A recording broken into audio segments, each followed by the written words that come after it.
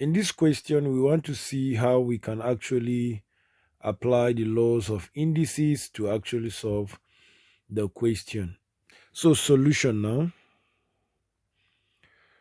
Now, this is a very good question where we have 27 raised to power 2x plus 1 times 3 raised to power minus x is equals to 81 raised to power x minus 1 all over, that is divided by 9 raised to power 2 plus x, or x plus 2, the same thing. Okay, now as far as fraction is concerned, one of the best and the simplest and the most convenient method or step to carry out is to cross multiply.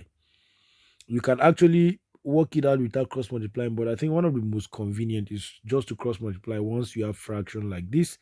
Now, on cross multiplication, this is what we are going to have. We are going to have 27 raised to power 2x plus 1, then times 3 raised to power minus x.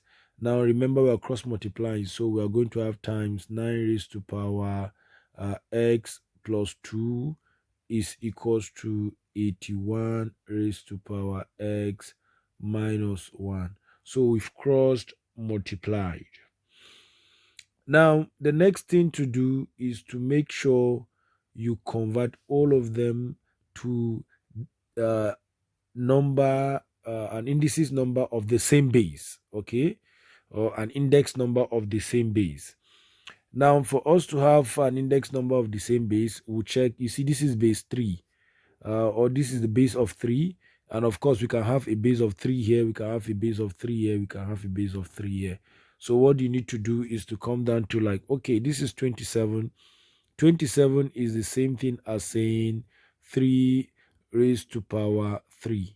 But recall, it is already raised to power 2x plus 1. So we have it this way. Then times, we have 3 raised to power minus x. We don't have a problem with this. Then times, here we are going to have 3 raised to power 2. Of course, is raised to power x plus 2. Then we have 3 raised to power 4, then all raised to power x minus 1. Okay, now recall this law of indices that states that if I have a root, or sorry, a base raised to particular power and raised to another power, what we do is that we're going to have the base then raised to power the product of the powers. All right, so since we have that knowledge, then we'll come down to this place. Now this question becomes 3 raised to power 2, not 2, raised to power 3 into, then we have 2x plus 1. We close the bracket, then times, we have 3 raised to power minus x, then we have times 3 raised to power 2 into x plus 2, then we have 3 raised to power 4 into x minus 1. And the question is taking shape, so we'll move down. Now this is going to be 3 raised to power, we have 6x plus 3, okay, in bracket, then times 3 raised to power minus x, then times 3 raised to power, we have 2x plus 4 in bracket. What I actually did here is to expand, okay, then is equals to, we have 3 raised to power 4x minus 4. Now we move to to another law, law of multiplication of index number.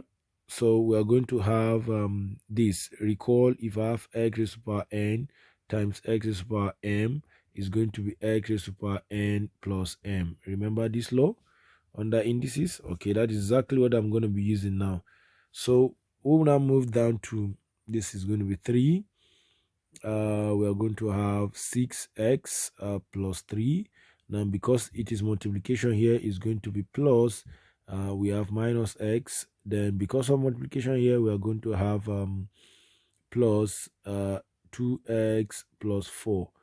Now everything is equals to 3 raised to the power 4x minus 4. Okay, that is very good. Now there's a conclusion I'm going to make here. Now for these two entities to be the same, they must be the same in powers and in their bases. Now if you check, this is a base of 3, this is a base of 3, so it therefore means that these powers must be the same. So hence we are going to have 6x plus 3, okay, plus into minus x, then plus 2x plus 4 must be equals to 4x minus 4. Expanding, we have 6x plus 3 minus x plus 2x plus 4 is equals to 4x minus 4. Then we are going to have 6x minus x is 5x. 5x plus 2x, we have 7x. Then plus 7, okay, because 3 plus 4 is 7, is equals to 4x minus 4. We collect like terms, we are going to have 7x minus 4x is going to be equals to minus 4 minus 7. Then 7x minus 4x, what we have here is 3x, it is equals to minus 11. And therefore, x is equals to minus 11 over 3. And x is actually minus, how many times will 3 go into 11? We have 3 times. Then we have remainder 2 all over 3. So this is the final answer. This is what you need to know. This is what you are supposed to get. Now if you check out, all is just, having me manipulating the laws just to get the answer. So please watch and subscribe.